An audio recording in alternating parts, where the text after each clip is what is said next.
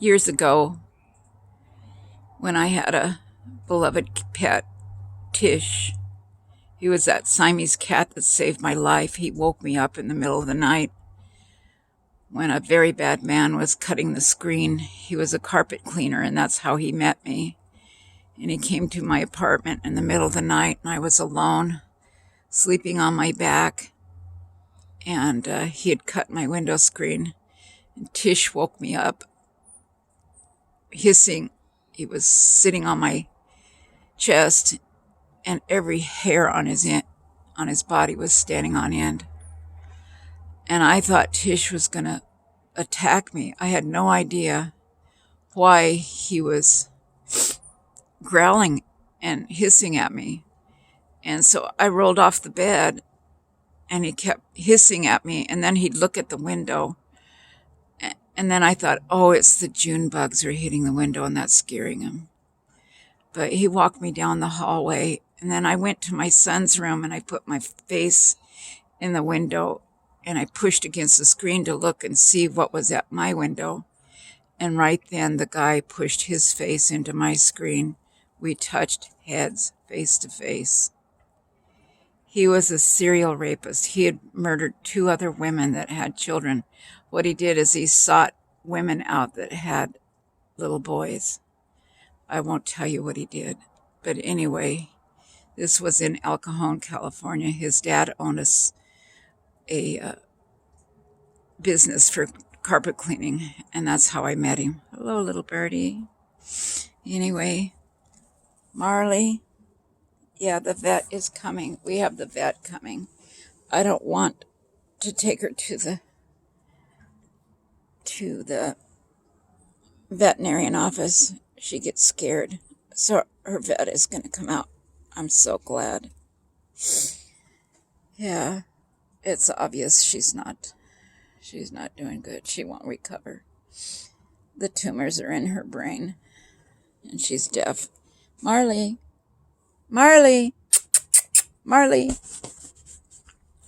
Oh, she's not eating. I'm keeping her comfortable with pain meds and nausea meds. So when I lost my cat, Tish, I was so heartbroken because he saved my life. I have no doubt that cat came to me, that God sent that cat. It was a cat that this guy, 18-year-old kid brought home, thinking his mom was going to let him keep it. And his mom was so mad, she was chasing Tish with a broom and cussing, and he ran into my apartment, pushed his face through the curtain shears as I walked in with my load of laundry, and he ran straight into my bedroom, didn't go anywhere else. He could have gone to the living room. Hello, little birdie. Oh, hello. Are you here to tell me that everything's going to be all right? Are you here to tell me? Oh, look at here. He's here to tell me that everything's going to be all right. He's not a bluebird, though, but he's here to tell me that everything's going to be all right. Oh, little birdie. Oh, I don't like it that he's... I wonder if he is... Oh, oh, huh, that's funny. Little birdie to tell me it's okay. God sent that birdie to me. What do you think? That's bizarre. Never had that happen. Deer and birds are a sign, an affirmation that God loves me. I grew up in a very dysfunctional home. My father hated and beat me, and I was molested and raped. And my mother blamed me for everything. So when Tish died, we were really involved in church. And I says, well, I'll be able to see him in heaven. And this lady looked at me, gave me a dirty look. And she says, animals don't go to heaven.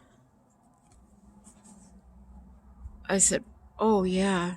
She says, the Bible doesn't say anything about it, and nothing on earth, because they don't have a soul. Bible doesn't say anything about it, and that's blasphemy to think that your animals going to be in heaven. Wow. That was terrible. But then she followed it up with a letter. Nastygram, telling me that God doesn't take animals to heaven. I beg to differ.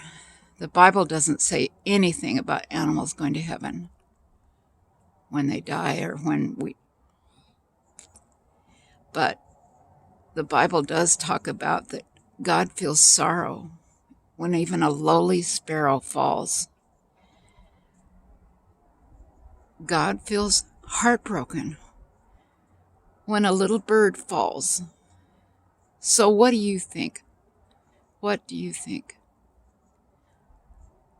A pet of ours while here on earth gave us comfort, gave us joy, companionship, love. Why not? And the Bible does speak about animals being in heaven. The lion and the lamb will lie together. That was weird, that bird landing right next to me. I always say birds are angels.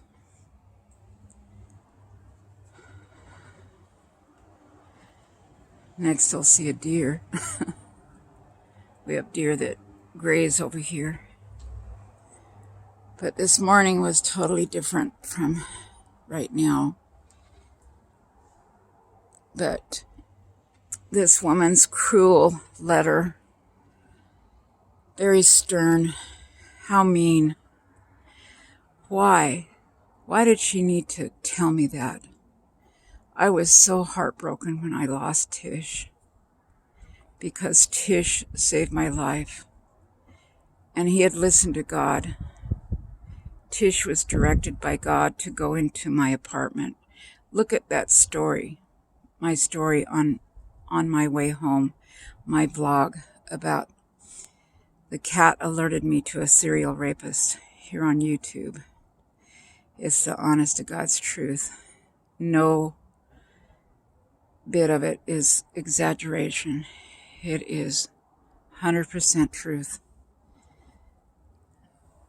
Why did that cat run into my apartment just a few weeks before the serial rapist cut my window? He cut off my whole window screen, put some boxes and a chair underneath my window, and was just getting ready to climb into my apartment where I was sleeping in the middle of the night.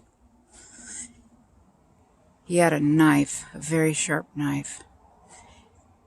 He would have murdered me and my son had that cat not woke me up, Tish. So you can see why I was sad when Tish was gone, died. And so I've always encouraged people whenever their pet dies, their beloved pet, their animals. I cried when my hamster died.